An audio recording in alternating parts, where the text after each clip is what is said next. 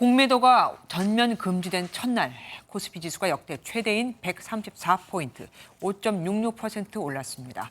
공매도 세력에 타깃이 됐던 2차 전지 관련 종목들은 줄줄이 상한가를 쳤고 코스닥 시장에선 3년 5개월 만에 사이드카까지 발령이 됐죠. 하지만 이런 상승세가 지속될지를 놓고는 의견이 분분합니다. 공매도가 사라진다고 무조건 주가가 오르는 건 아니니까요. 최은미 기자가 보도합니다. 시황판이 개장과 함께 온통 빨간색으로 물들었습니다. 코스피는 5.66% 오르며 단숨에 2,500선을 넘겼고 코스닥 시장은 7% 넘게 올라 3년 5개월 만에 변동성 완화 장치인 사이드카가 발동됐습니다.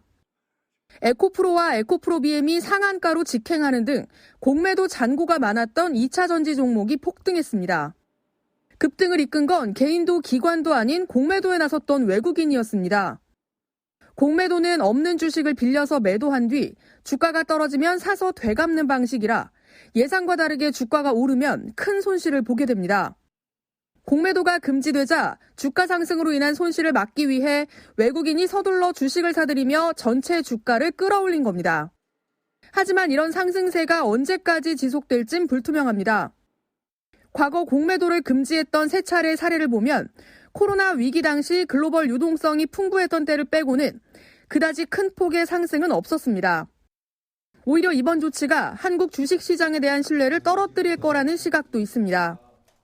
MSCI 선진국 지수 편입 시점이 이번에 공매도 제한으로 인해서 더 늦춰질 가능성이 커졌기 때문이고요. 코리아 디스카운트 문제 해결도 역시 더 늦춰질 수밖에 없다.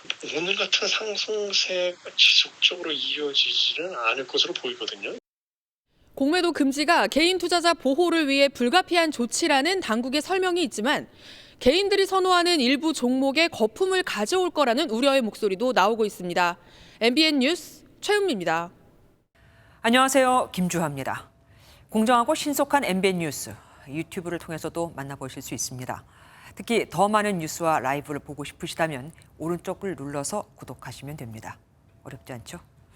빠르고 정확한 뉴스로 계속 찾아뵙겠습니다. MBN 뉴스를 시청해주신 여러분 고맙습니다.